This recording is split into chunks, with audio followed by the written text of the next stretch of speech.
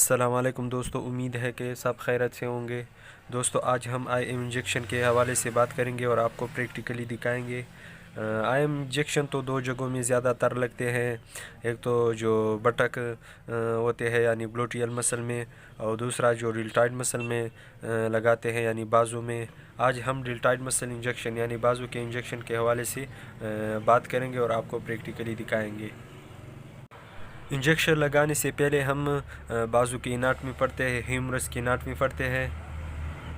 दोस्तों हमारे गले से एक नर्व आते हैं, उसको एक्सिलरी नर्व कहा जाता है। ये नर्व गले से शुरू होकर क्लेविकल के नीचे और क्रोमियन प्रोसेस जो है ये 7 सेंटीमीटर बिलो यानी डेल्टॉइड मसल के इंड में आते हैं। इस नर्व का जो फंक्शन है ये शोल्डर और अपर लिम्ब के मूवमेंट में मदद देता है। इसी तरह एक और नर्व आता है जिसको रेडियल नर्व कहा जाता है। ये भी गले से स्टार्ट होकर क्रोमियन प्रोसेस से 7 सेंटीमीटर बिलो यानी डेल्टॉइड मसल के जो एंड है यहाँ पर ये ऊपर आ जाते हैं। इस नर्व का जो फंक्शन है ये मूवमेंट में मदद देता है एल्बो जॉइंट का, और इसी तरह जो फिंगर है और पूरे हाथ की जो मूवमेंट है इसमें मदद देता है। डेल्टॉइड मसल के लोअर बॉर्डर में 2 आर्टरी आते हैं जिसको एक्सिलरी आर्टरी कहा जाता है और दूसरे को डीप ब्रेकियल आर्टरी कहा जाता है। इस एक्सिलरी आर्टरी के जो फंक्शन है उसमें ब्लड सप्लाई होता है और ऑक्सीजन जाता है अपर लिम्ब को।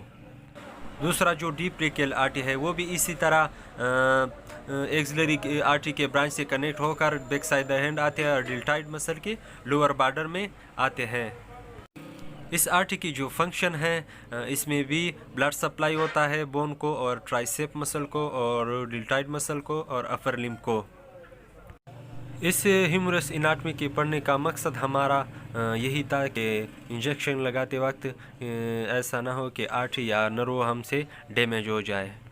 डेल्टॉइड मसल इंजेक्शन, ये सारा डेल्टॉइड मसल है, ये गिर्द गिर्द जो है और ये 3 हिस्सों में तकसीम होती है यानी डिवाइड होते हैं।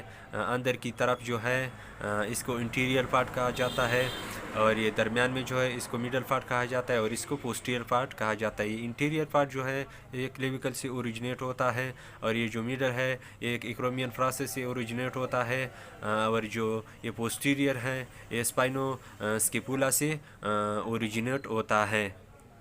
इंजेक्शन लगाने का जो सही जगह है वो बिल्कुल इस जगह पर लगाना होगा, बिल्कुल फ्रंट में लगाना होगा, ना आगे ना पीछे, बिल्कुल फ्रंट में लगाना होगा। इंजेक्शन लगाने में ज़्यादातर 2 तरीके होते हैं, एक एक्रोमियन प्रोसेस से 3 फिंगर बिलो, एक दूसरा एक्रोमियन प्रोसेस से 2 फिंगर बिलो।